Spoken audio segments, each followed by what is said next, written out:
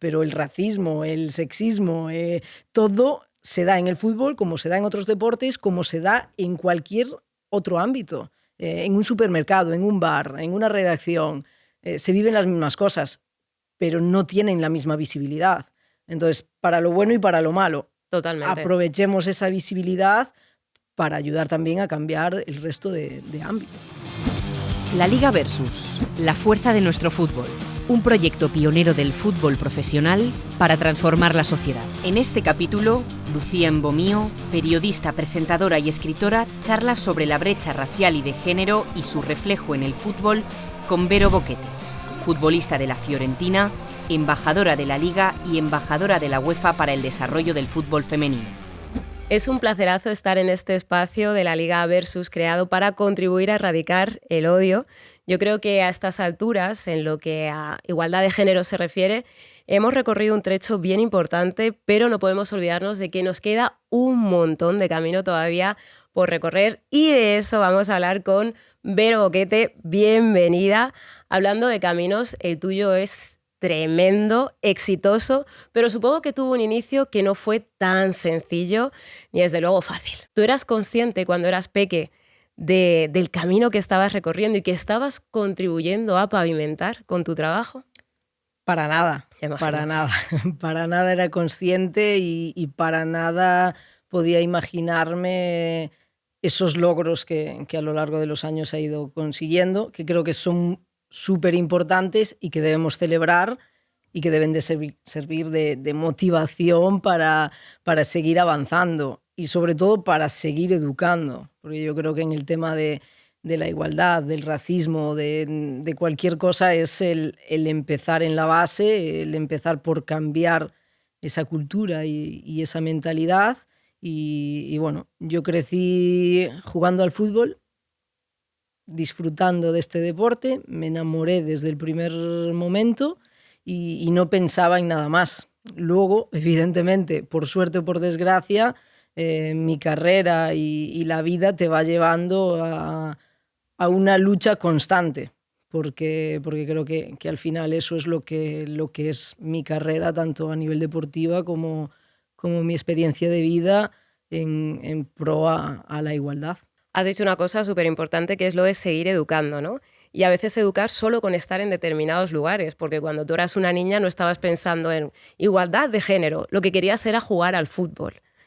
Sí, sin duda. Yo nunca me he sentido discriminada por mis amigos, porque yo soy de una ciudad muy pequeña, Santiago, en una comunidad como Galicia que en muchas cosas pues, iba con un poquito más de atraso que otras comunidades en España.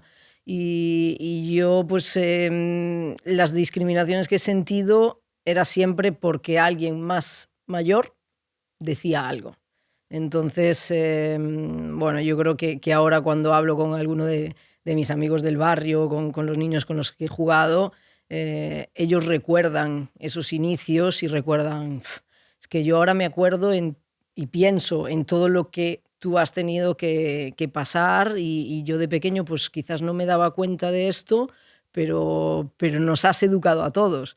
Entonces, sin quererlo, formas parte de ese proceso y de ese cambio que ojalá en un futuro cercano no tengamos que hablar de educar, de igualdad, porque querrá decir que realmente lo hemos conseguido. Totalmente. Has comentado una cosa que también me resulta interesante y es el petit comité, ¿no? Tú en tu círculo eres Vero y ya está. Pero claro, cuando sales de tu círculo ya no es solo tu nombre, puede que no conozcan siquiera tu nombre, eres una mujer y a mí esto también me pasa, ¿no? Mi madre es blanca, mi padre es negro, cuando yo estoy en casa no están pensando en ¡ay, José, marido, que eres negro! Sofía, mujer, que eres blanca. No, mamá, mamá, papá, papá, Lucía, Lucía y mi hermano es mi hermano y ya está. Pero cuando sales a la calle te encuentras con una serie de vivencias que a veces ni siquiera tú reparas en ella porque forman parte de lo cotidiano, ¿no? Yo me doy cuenta de que hay un montón de cosas que yo no he contado a mi madre, que es la parte blanca de la familia, ¿no?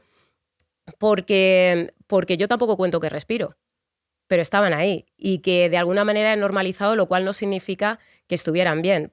porque, bueno, hemos estado hablando de igualdad de género, pero es que, claro, las personas somos muchas cosas al mismo tiempo. Al final somos como un prisma con un montón de caritas que nos van condicionando. Sí, tú eres mujer, pero además eres deportista, pero además has practicado un deporte, ¿no? Pues tradicionalmente, aunque no jugaran solo hombres, pero sí que la élite era masculina, y además eres de Galicia, y además en función de dónde has estado te habrán leído de una manera o de otra. Pues claro, yo soy mujer, pero soy mujer leída como negra aquí.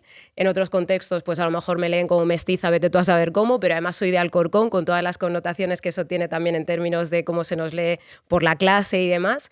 Y claro, en tu círculo eso no lo están viendo todo el rato, porque te quieren y porque no te dimensionan así, te quieren y te piensan como una persona pues de su entorno y ya está.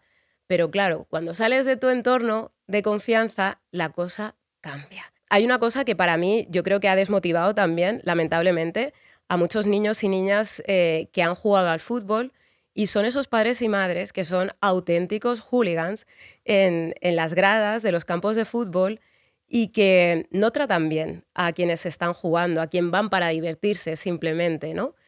No sé si también pasa en el fútbol femenino. Sí, yo creo que pasa cada vez más porque vas copiando lo bueno y lo malo, entonces es exactamente lo mismo.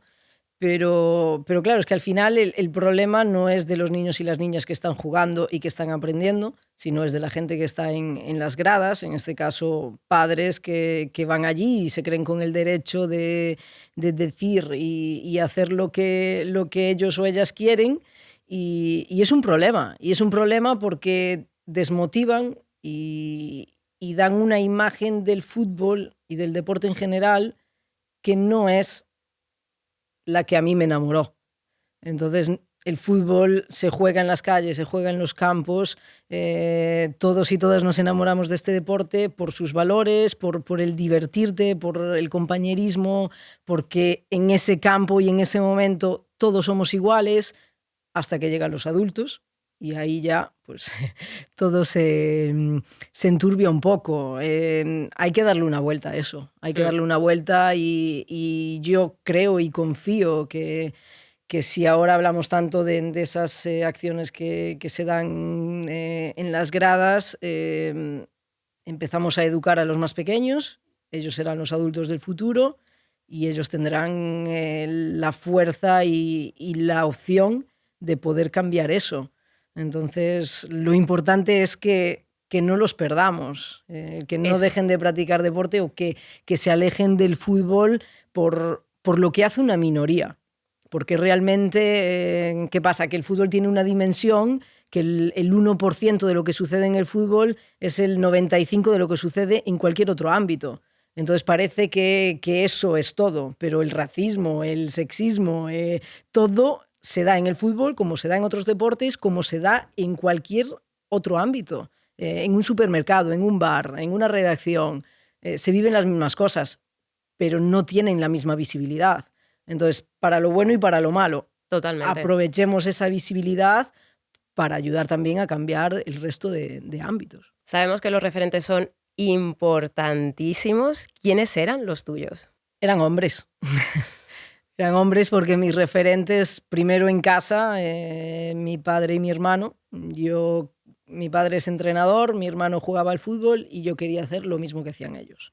Y esos eran mis primeros referentes. Luego tenía como referente a mi madre como mujer fuerte porque siempre me ha apoyado en todo. Entonces esos han sido mis pilares. Pero fuera de eso, mis referentes han sido los futbolistas del momento. Lo que yo veía en la televisión, lo que leía en los periódicos, escuchaba en la radio, quería ser pues como todos ellos. No había referentes femeninos. Mi primer referente femenino fue la brasileña Marta, que años después jugamos juntas y fuimos amigas. Qué fuerte eso, ¿eh? Sí, muy fuerte. Pero el tema de los referentes creo que tiene una importancia brutal. Una importancia brutal. Y lo vemos ahora con todas las futbolistas que empiezan a ser referentes no solo para niñas, sino también para niños. Y ahí vamos otra vez a unirlos, a que crezcan iguales. Si un niño y una niña crecen con los mismos referentes y creyendo que un hombre y una mujer, futbolistas o lo que sean, son iguales y merecen el mismo aprecio, la misma admiración y el mismo respeto, dentro de 10, 15, 20 años se verán iguales.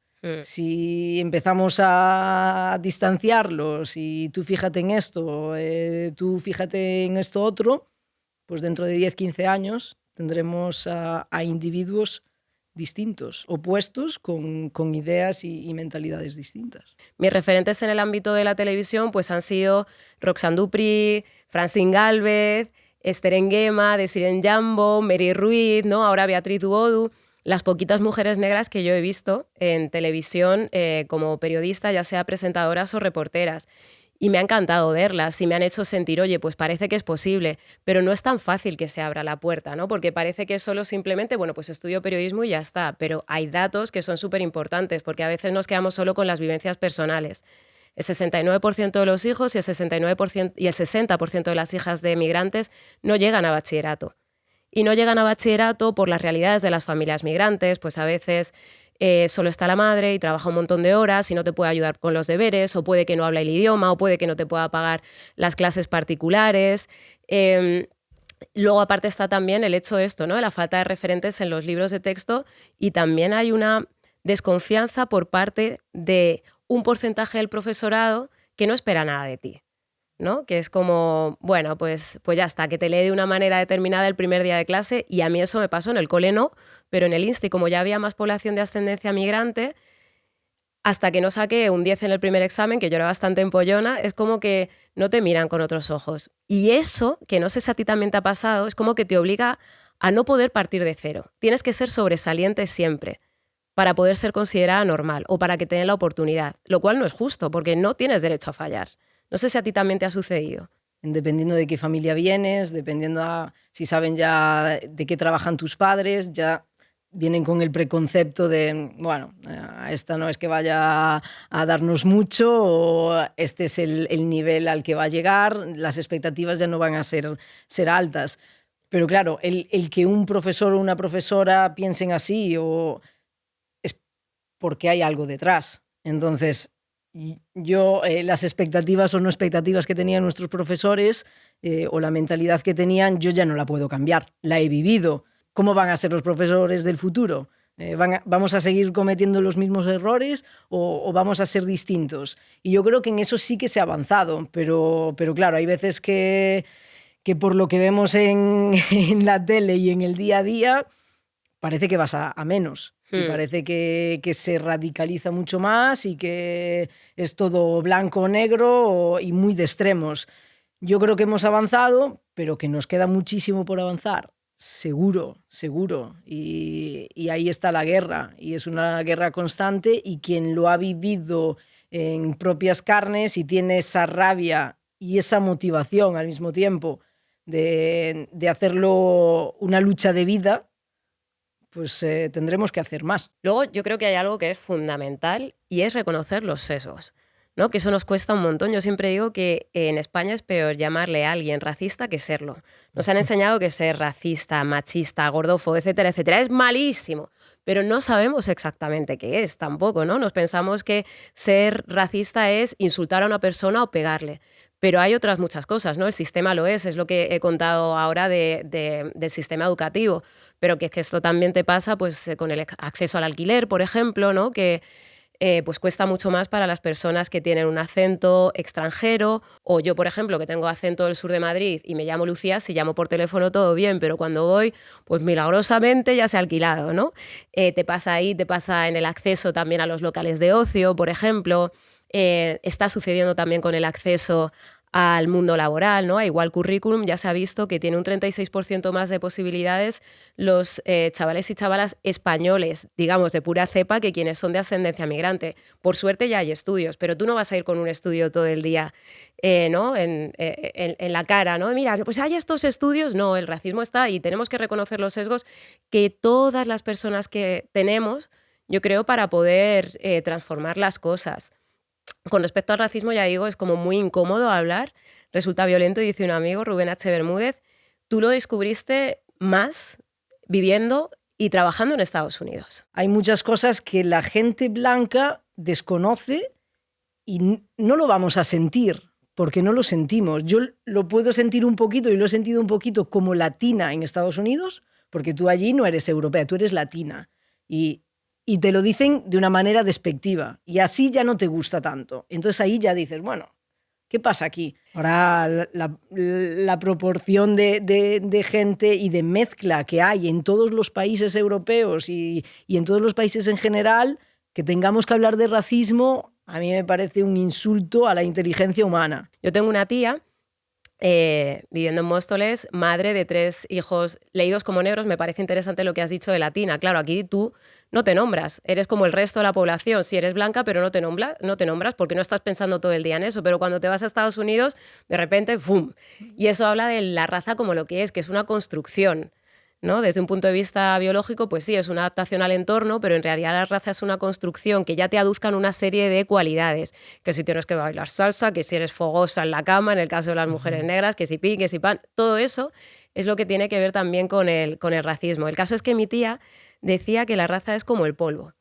Tú no lo ves mientras está flotando, pero está todo el rato alrededor. ¿Cuándo lo ves? Cuando ya se ha depositado, ¿no? Ya hay un montón de motitas juntas y ya es tarde porque te toca limpiarlo. Quizás yo, especialmente como mujer, vivo más el machismo. Y ahora estoy mucho más sensibilizada y cualquier comentario, digo, bueno, pues que ya estamos. Pues empezamos a discutir. Digo, pero esto no es racismo. Digo, pero ¿cómo no va a ser un comentario machista? Pero la gente no es consciente, porque es la norma, es lo general, es a lo que estás habituado, y en el tema del racismo es exactamente lo mismo. Igual. Y luego ya, cuando voy al fútbol y digo, a mí el fútbol es que me ha dado la oportunidad de ser igual a todos. Y ahora vamos a un estadio de fútbol y tenemos que escuchar cómo la gente insulta... Pero ya no es solo el racismo, porque los insultos son gratuitos. Eso, entonces, sí, ahora sí, nos total. centramos en el racismo, nos centraríamos en otro, hablamos del fútbol de máximo nivel, de estadios donde hay miles de personas, pero pasa diariamente en cualquier otro sitio. Entonces, que es un problema grave, sí, que tenemos que intervenir ya, sí, que tenemos que hablar más de todo esto, sí, que tenemos que educar, que la gente entienda el qué es un comentario racista o machista, porque si no, no lo entienden. Entonces, ¿tenemos que perder el tiempo con esto? Pues sí, será tiempo bien invertido, por el beneficio de todos, pero claro, es difícil porque también es un esfuerzo que tienes que hacer. Porque primero, yo para educarme tengo que querer dedicar un tiempo y estar interesada y, venga, cuéntame, ¿qué es lo que sientes?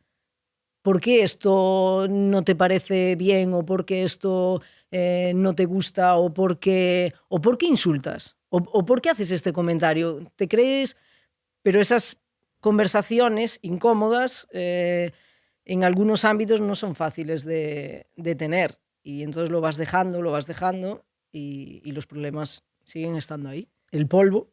Eso, el polvo, sigue el polvo estando ahí. Va creciendo la capa. Correcto. Recuerdo que yo trabajé en Españoles en el Mundo, estando en Panamá, me puse a hablar con un señor y le dije, ay, pues fíjate, eres castellano como mi madre, no hay tantos castellanos, he encontrado más gallegos o más gente, ¿no?, que emigra de otras partes. Y me dice, ay, ¿tu madre no será segoviana? Y digo, sí.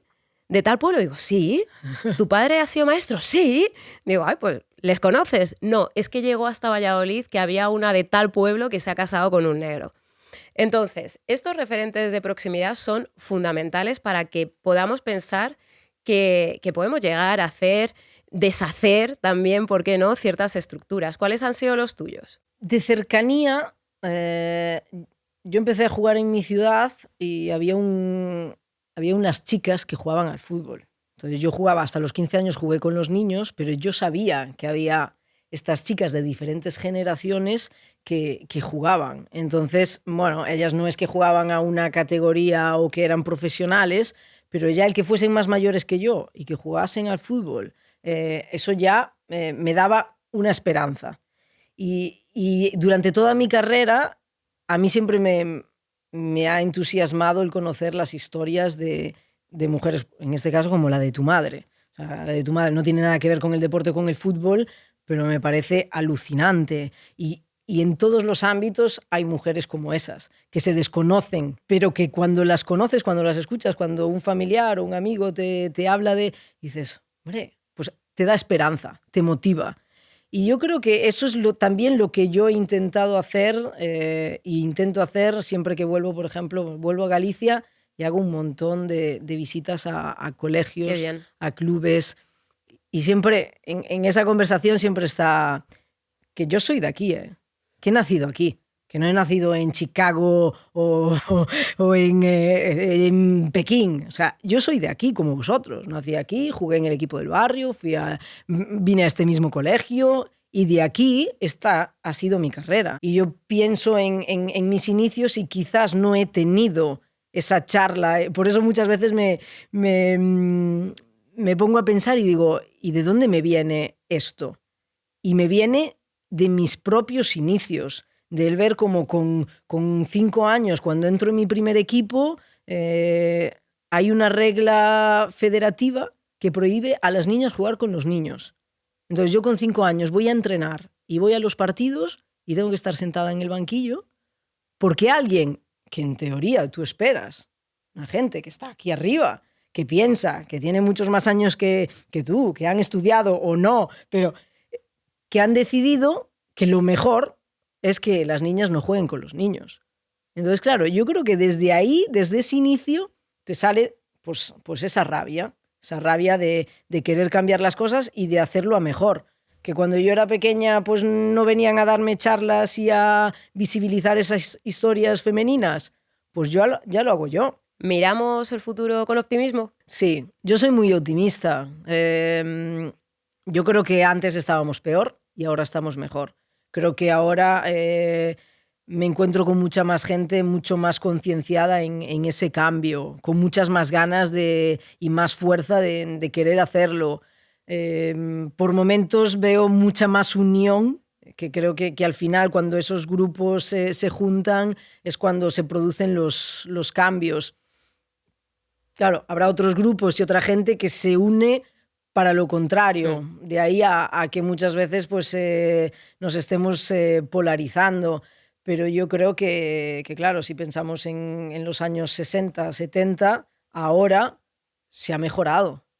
¿Qué es suficiente? No. Evidentemente no, pero yo creo que estamos creando un ejército de hombres y de mujeres fuertes y con mejores principios o con valores un poco más sociales. Esa es mi esperanza y eso es lo que intento transmitir yo diariamente y lo que quiero que el fútbol transmita. Y por eso me da muchas veces mucha rabia cuando otra gente que tantas veces no son los protagonistas reales ensucian un poco la imagen de nuestro deporte. Y yo creo que eso nos duele a todos los futbolistas. Y hablando del futuro, ¿quién sabe si pasa por el mundo de la literatura? Veo que las dos tenemos un libro. El mío se llama Las que se atrevieron y cuenta la historia de 6 mujeres españolas blancas que durante el franquismo se casaron o tuvieron hijos con hombres negros, con lo que eso supuso en esa época. Fueron mujeres valientes, no diría pioneras, pero sí mujeres que hicieron algo que no se esperaba que hicieran, ¿no? Y lo hicieron sin miedo, y lo hicieron sin pensar en las consecuencias. Entonces, bueno, quiero que te lo quedes porque pienso que tú también te atreviste. Gracias. Y además es que están bastante conectados, porque el mío es Vero Boquete, la princesa del deporte rey.